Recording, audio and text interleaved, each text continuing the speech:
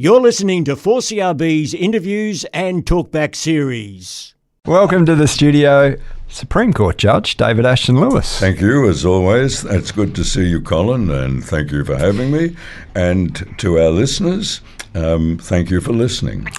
Look, we've been talking about a great many things over this year. We've touched on wokeist, we've talked about cancel culture, we've talked about left wings and right wings, we've talked about governments, we've talked about socialism, we've talked about Nazism, we've talked about elections and so forth. And I think it's time to try and stitch all of that together and say to ourselves, is there somewhere here in the middle that we need to try and break it into pieces and try and solve some of these problems? Why?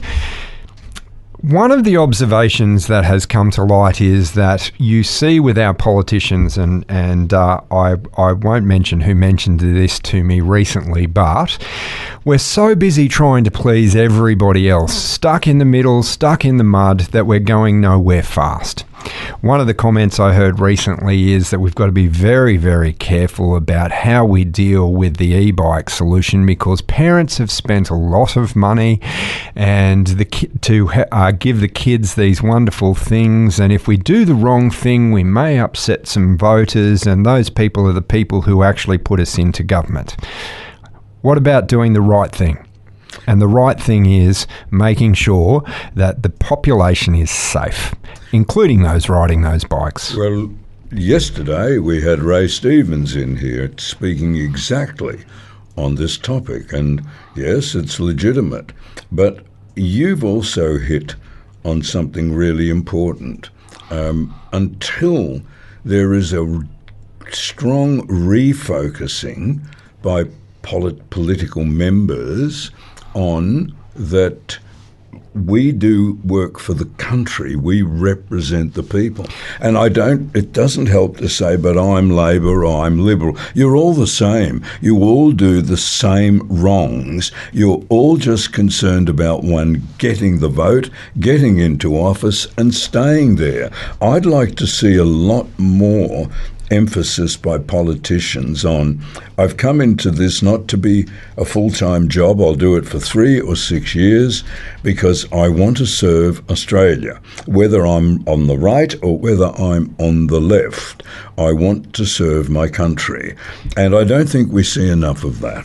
I think the first principle, and we've said this many a time, is if it's federal politics, you're here to manage the country on our behalf. If it's state, you're here to manage the state on the state's public behalf. Yes. So, and council is the same sort of story. You're here to manage the area, the roads, the rubbish, all of those sort of things on the community's behalf. And that is first principle. Yeah. The rest of it, getting voted in, it's about doing the right thing. It's about doing the right thing for the community. It is fixing our power problems. It is fixing our crime or youth crime problems. It is fixing the issue of the e-bikes and making sure that our kids aren't dying on the road and they're not hurting the general public as they ride up and down the footpaths.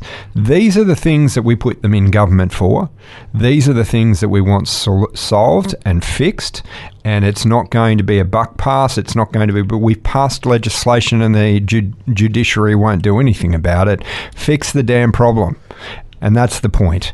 Look, who can argue with you in that? The big $64,000 question is, how do you bring in what you're quite rightly identifying as missing? And the first thing is that starts with the psyche and the personality of the individual person coming into office. Sure. Politics at the moment has virtually become another profession. Yes. It's just become a profession. And so, you're going to do medicine, I'm going to do law, I'm going to go into politics. And in days gone by, it was a calling. It was something that you felt responsible to do. It wasn't, it's my vocation and that's who and what I am. We've lost something in that, I think. I think we have. I mean, traditionally in England in the 19th century and before that, politics was the domain of the aristocracy. Sure. So you had second, third, fourth sons of dukes and earls who really didn't need an income. They would go and serve. And there's a tremendous example of a man called, he was down in Tasmania, and he had his own little cottage, and he was an Irish aristocrat. He was elected into Parliament and didn't attend it much in Westminster because he became a believer in Irish independence. So he was transported for 7 years to Van Diemen's Land. Well, you look at, if you read the biographies of these people, Michael Collins, he was a bit of a terrorist. So, but you look at these people, and they came from good backgrounds. They went into these roles to serve. Sure. Now, I think if I lined up all the Liberal politicians, the Labor, all of them, and I said, so are you in here to serve? They'd all say yes. Sure. But you look at all this kerfuffle over Pauline Hanson wearing a burqa. You've got one side saying how disgraceful and racist it is, and you've got Pauline Hanson, others saying, I did it to make a point. Sure. Well, no one's, though, saying, look, let's stop all this yelling, left wing, right wing. What was the point you were seeking to make? Now, the answer to that is we've got people amongst us in our community who are not committed to the Australian way of life.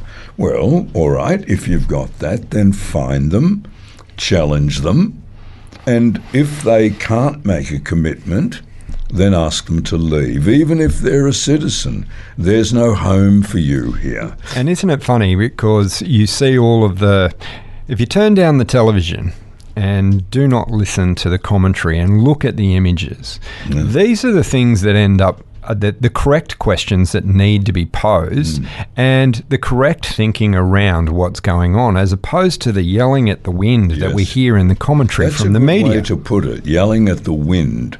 The left will yell their bit at the wind, the right. And look, we've talked about it. I think you'd have to be blind Freddy to not realise there is a problem with youth crime in our society. But how many times, I have heard, but they don't get a lot of airplay, those saying, how do we deal with it? Well, you don't necessarily deal with it by chucking them all in prison, but those who should go, should go. And you don't deal with it by treating anything up to the age of 18 as a baby. Yeah. And that's why you've got this thing called you do the crime, you do the time. Now, that's sensible, but you've got people talking about, but what do you do, like this 15-year-old who's stabbed to death? Now, the question will then be, did he want to kill him or did he want to hurt him? But let's just say, for argument's sake, it's shown on evidence that he wanted to kill that 17-year-old boy, stabbed him to death. Now, you speak to most people about this and they'll say, oh, but he was only 15. Well, what's the difference between someone stabbing someone with an intention to kill them at 15 or 85? It's the same. It is the same. And the battle is that we've only heard a headline. There will be a lot in the background here that needs to be examined and understood. But on the headline, you've taken a life. You've removed that life from seeing it make it to 85. There's a family around that life who are now suffering loss and will never have that person in their life again. That life should be considered. Of course. As opposed to this poor 15-year-old has had a tough upbringing. Yes. I'm sorry. You do need to understand that you've done the wrong thing, and you do need to understand that there are consequences to your action. Look, we moved probably in the last 80 years, 100 years into, we have to take into account a sad upbringing, a poor upbringing. Well, in 1880, the Kelly Gang had a dreadful upbringing. They were of Irish descent. They were hounded by the British Society in Victoria.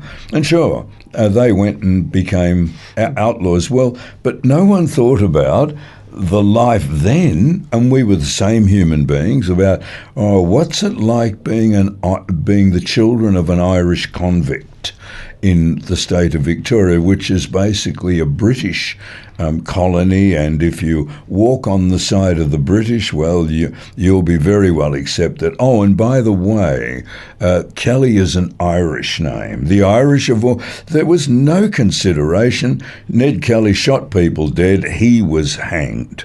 Correct. And so it was right in many ways to move away. Now, we've got to look at the background. But like everything, we now let the background override justice, override common sense, and override what clearly should be taken into account. Look, I think the point being is that I'm all in favour of a second chance, and we've got people who are associated with the station who've had a second chance in life, have never committed another crime, raised two beautiful children, Yes. and been a wonderful Law-abiding, moral, upright person. And then you've got people who have been let out on bail over 100 times. Yes, I know. And to me, unfortunately, you haven't learnt your lesson, so it's time to actually do something different. Well, so this brings us back to what you started the show. We've got to lose, when we engage as people in a country, we've got to lose your political, I'm Labor, I'm Liberal. You've got to get rid of all that, because you might be Labor. What's right for the country? You are a human being, and you have a concept of humanity. Sure. And you, a Liberal person, you have a concept. How much is that being, when you two get together, rather than fighting like cats over differences in policy, where do you ever try to find, if you ever make an effort, to find common ground? Look, the thing for me is trying to sift through the rubbish, and forgive me for saying rubbish on the television, because it is about statistics and it is about understanding. Once you actually understand what is the cause or what is the real issue with the problem, you can then afford to understand how we may deal with the solution. So we hear certain statistics, and again, forgive me, some of these have not been qualified or ratified, but we'll hear statements like, it costs $80,000 to incarcerate someone who is under the age of 18 for a year. $800,000, my apologies. Yeah. There's not enough room in the jails. The judiciary are to blame because they're just trying to embarrass the current government. These are the rubbish statements that you hear. Now, there's some of those that may have some elements of truth to it, but if we were to understand what the real problems were, we can then demand solutions. If it is about jails and we don't have enough room, build more damn jails. Yes. And let's fix that problem. If it is about the cost, well, then we need to have a good look at ourselves there and work out what's going on there. One of the statistics that I heard recently from one of our politicians is the police force in Queensland, 60% of the work that they're doing is just on domestic violence. Oh, God. Over half of the call-outs on a day-to-day basis is on DV. So what does that say? We've talked on this in the past. What does that say about the culture of modern-day society? You know, I've heard people say, oh, look, the domestic violence is a clear example of the success of the women's movement over the last 50 years, because it's put women up as the equal of men, rather than this concept a man's job is to protect a woman. We spoke once, a couple of weeks ago, about how in the 1950s, if a woman went shopping and another friend saw her with a black eye, she made excuses that she'd fallen into the door or something. When it became known that the man was doing that, he was just ostracised. Sure. But now I've heard younger men under the age of 35 saying she got what she deserved. She was a hard-mouthed woman. What? So therefore you could punch her and nick her? Yeah, no. No. See, and Look, the domestic violence is a very complex issue in it is. itself, for the fact that, as we've talked about on the show before, there's a social component that needs to be worked at reworked Yes. at a relationship level, at a personal level, because it comes from learnt behaviour in some respects. Yes, yeah. People who can't control their temper in another Right. component. So let us bring it back to what you quite well started with. Forget about political positions, because they all do it, right and left. How do you find a way to come together on things that don't need political policies? They'll say, no, everything does need a policy. Yeah, that's sure, especially when you're collecting tax from the Australian people. But how do you make sure you stay away from, but ours is better? No, ours is better. How do you move to, that's not bad. It wasn't part of our policy, but we should look at that. How many We should work together on that. Yes. And of course, we do have parties of national unity, but it's only in times of great, like war, great stress.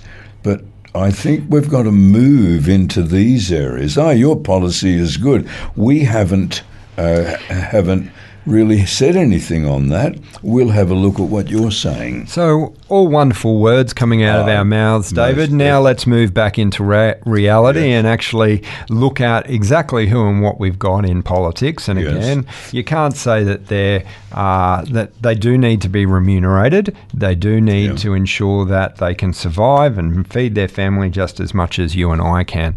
But on the flip side of the coin, when the focus is maintaining government, when it is, we need to make sure we're voted back in, there's a skew. There is a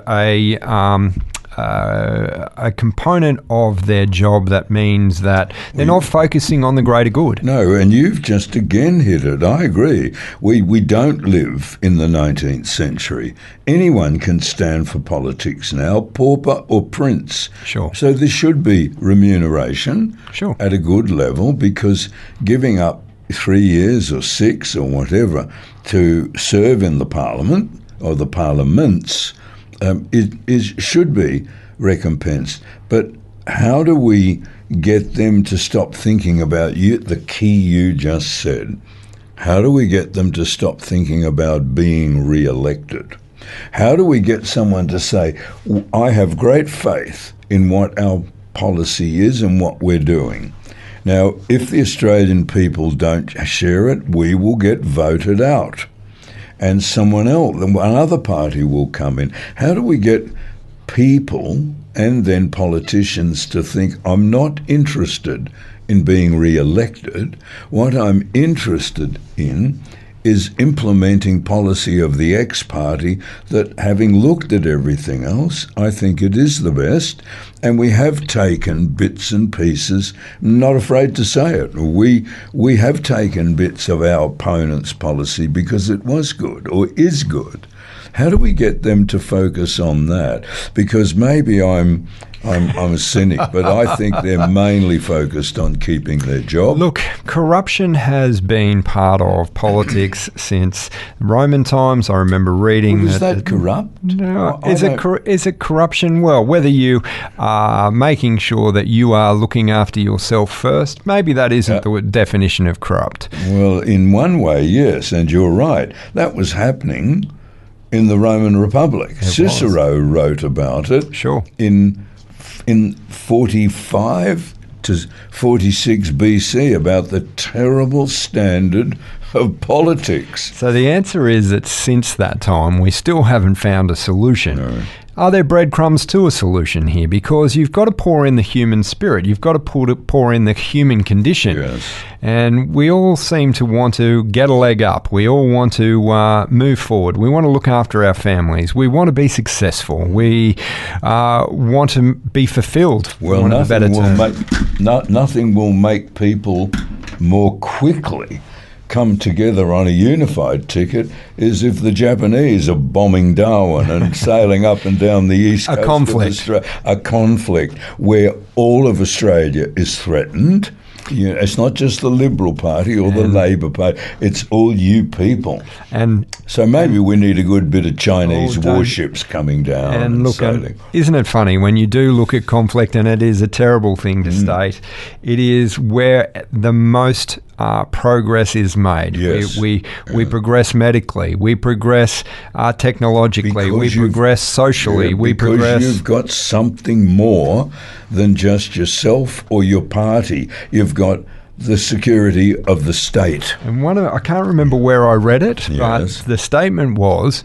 it's because the anthill isn't pulling in different directions, the anthill is pulling in the same direction on the same purpose. Yeah. And I thought that's a very good analogy Yes, of it exactly is. what it is. So look, to our listeners, we've got no answer to this, and if we can do nothing more on this program than stimulate thinking, critical thinking, because out of all, we've got over 100,000 listeners. Now, out of those 100,000, one might say, I think I've got a good idea, I'd like to share it. So I hope that we have encouraged you all this morning, think about these issues, because first and foremost, you're an Australian. You are an Australian, whether you're of Italian background, Greek background, Islander background. And look how division starts. I'm hearing so much now, people saying, I don't want to see the Aboriginal flag or the Torres Strait Islander flag flying beside the Australian flag. We are one country, it is Australia, whether you come from the Torres Strait Islands, whether you belong to the indigeneity of the country, or whether you arrived a month ago on a proper visa from Afghanistan. You are an Australian, you've made the commitment to come here. Maybe if we had, again, Chinese warships bombing Sydney and Brisbane, we might get that cohesiveness. Unity. Yeah, unity. So obviously we don't want that, but we do want unity. Well, we've stimulated some thought, David. I hope so, yes. David Ashton Lewis, thank you very much for your time this morning. Thank you for having me. You've been listening to 4CRB's interviews and talkback series. Support local online content and become a financial supporter today at 4crb.com.